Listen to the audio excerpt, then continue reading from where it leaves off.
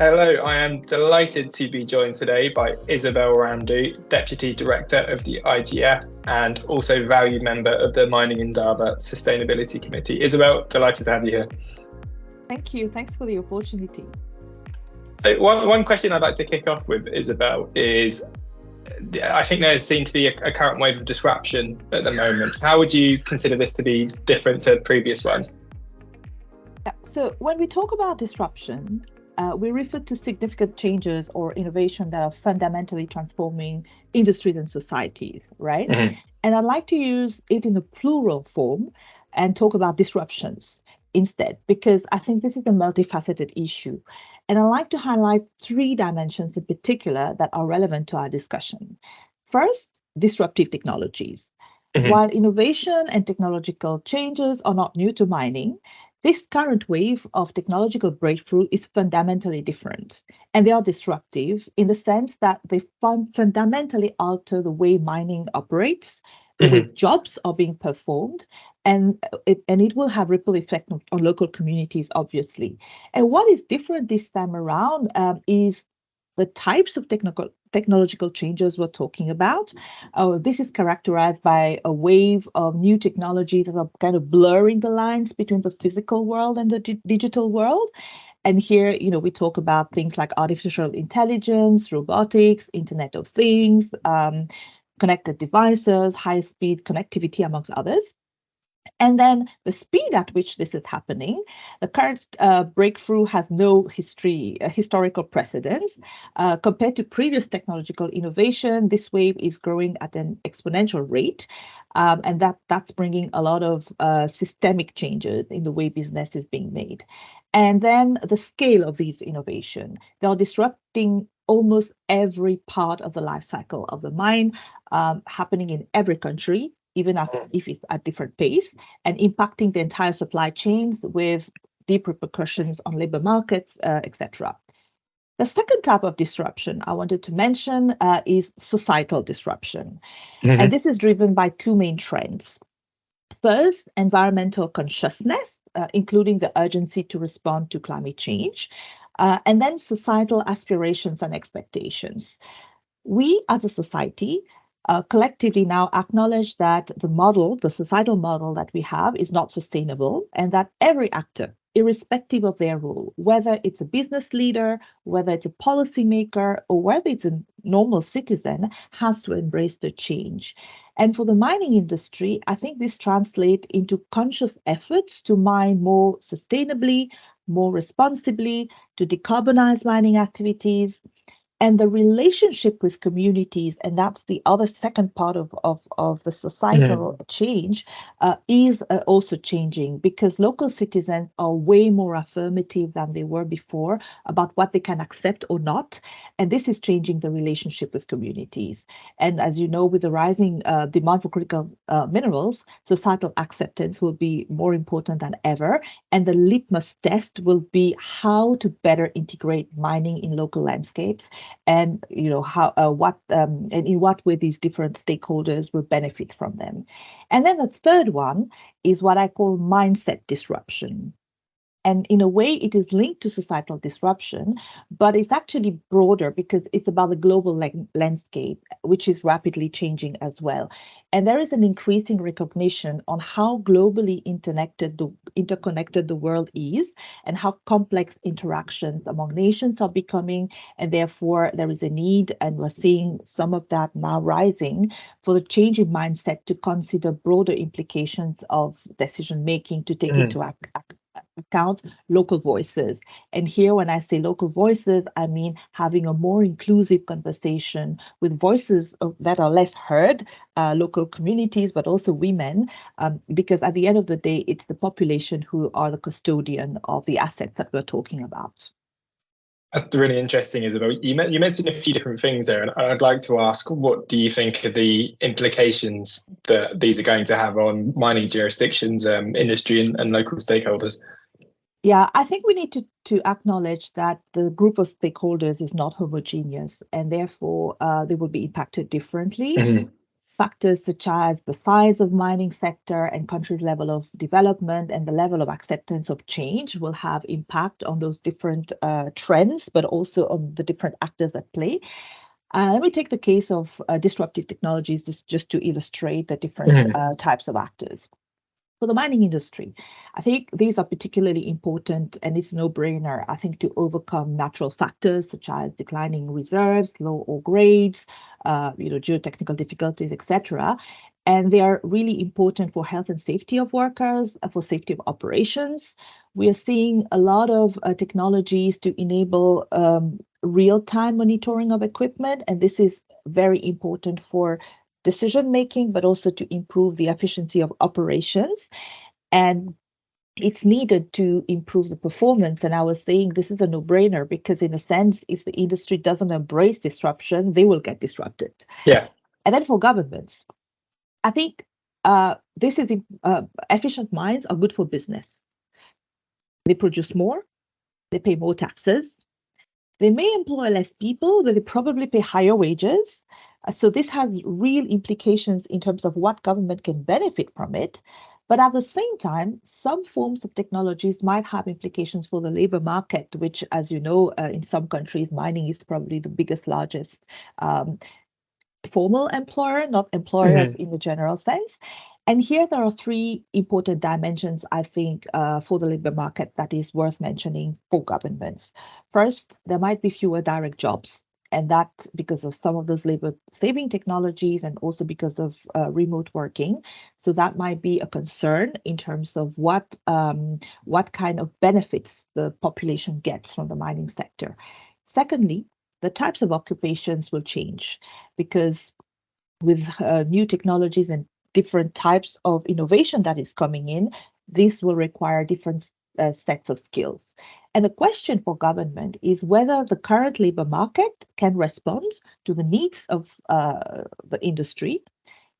And thirdly, in theory, and I really insist on in theory, this wave of innovation can be more inclusive, including for women, and hence can to some extent help address the reputation of the mining industry of being biased against women. But of course, this is not given and this is not automatic. And for local communities who hold, at the end of the day, the key to social acceptance, technologies can be a game changer or it can disrupt livelihoods. It will depend on the extent to which they see the benefits of the big changes. Let me take two quick examples here. Mining is often, as I was saying earlier, if not the biggest, but the sole or the biggest formal employer, in particular in remote communities. If local communities see their jobs being replaced by machine, or if they cannot access the job because they lack the skills, then they're likely to oppose mining projects or not accept the changes that are coming due to technologies. On the other hand, if they see the technologies can help them leapfrog some long-standing challenges, such as lack of access to energy, because mining companies are decarbonizing or coming up with renewables, if they see that they can have access to off-grid energy, if they see the benefits of internet connectivity to be able to connect them with the world, if they see, for example, access to data being shared to them, and by data I mean very general data like weather forecast, air quality, quality of soil, which can help them with other livelihoods like agriculture, then the lens through which they will see technological change will change fundamentally. And I think the implications will really depend on the extent to which those different stakeholders interact around their specific assets that they see or challenges that they see. I think you're right that community engagement is paramount to the success of this. I'd like to go back slightly to your point around gender diversity, if I may, and just if you could explore that point a bit more, because I thought it was a very interesting one. Yeah, I mean, this is interesting. In theory, we think, the mining sector by design has always been more masculine, obviously, because of the strength that was needed, but also because of the nature of the industry being very far away. So it lent itself to having less women at the mine side. wave of technology that we're seeing is removing the hardness away from people, removing people away from dangerous jobs, but also potentially bringing people to more business-like or office-like working environment, right? So on paper, you think, okay, this is going to be better for women. We recently conducted a big analysis across 12 different countries, which includes all sorts of, levels of development, all sorts of geographies, countries like Canada, Sweden, etc. The trend was the same. Actually, the challenge is not the type of jobs that women can get. The challenge is the gap in the skills, because mining jobs, the ones that we're talking about that are more accessible, the bulk of it is very related to um, technical skills, science, education, mathematics. Digital skills is exactly the same. So when you look at the divide between the gender divide in education in terms of digital skills, it's not very different from the current STEM, science, technology, engineering, mathematics skills divide between girls and boys at school. So unless you address the skills gap, there will not be more jobs for women. That's where I was saying, in theory, it might be interesting, Yeah. but actually in practice, you have to do more to actually engage students to enroll, and particularly female students to enroll. That's really interesting, and I suppose you could link that with community engagement again, getting in there early Exactly. when children are young. I'd like to pivot slightly and ask, what do you think policymakers can do together to take advantage of positive disruption and address some of the negative externalities, really? So first thing, as mentioning earlier, mindset shift. I think this is very important. It's not just esoterical concept. I think this means having innovative thinking about benefits and thinking through more inclusive discussions. So people, when I say people, I mean communities, employees, etc., are core to business. They are not just part of a CSR strategy or just part of, social benefits that governments can give to people. They are actually part of core business, including for governments, because they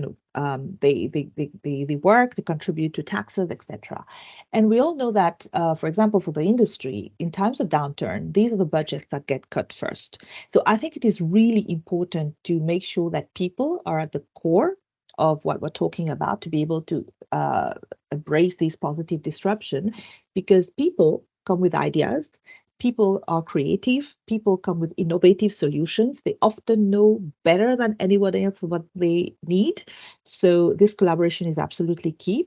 And as I was saying, this is more than just a social issue. It's a business case. Secondly, collaboration. I think this is important to leverage positive disruption and manage the externalities as well. New jobs means new skills, for example. This is an opportunity to sit down with together with not just, and by the way, not just with mining industry and governments, because if you think about technological change, it's pervasive. It cuts across every economic sector, and that's a perfect opportunity to sit down and talk about occupations and types of skills that will be needed for the future, so that government can take that back into their policy making process to take the necessary measures and adjust school curricula, provide the infrastructure necessary for trainings, which often is lacking, provide incentives to innovate. One of the things that is particularly important with the innovation that we're talking about is the ability for homegrown solutions to provide to the industry and to other mining industry and other industries. So R&D, research and development, is very important. Unless you know what will be needed, you don't know where to invest, right? And then and give student access to things like those digital technologies. If you don't have the tools, then you can't be able to use them later on. And I think the world is connected, and if policymakers are not, then remain disconnected, then I think this doesn't make sense. And the third thing I wanted to highlight here is the economic development pathways of countries is also changing. And I think this will come up a lot in Mining Indaba in 2024, because governments are realizing that economic structures have to be more diversified, and opportunities to add more value locally, to work with mining companies and with other industries to be able to grow the economic pie, diversify the economic structure is really important. And this is a big opportunity for the mining sector, which is actually in the driving seat for that. No, it's fascinating stuff. And Isabelle, I just wanted to say thank you very much for providing such excellent insight across a variety of different topics. And thank you very much for taking the time. Thank you. And thank you everyone for tuning in. I look forward to continuing the conversation at Mining Indaba in February.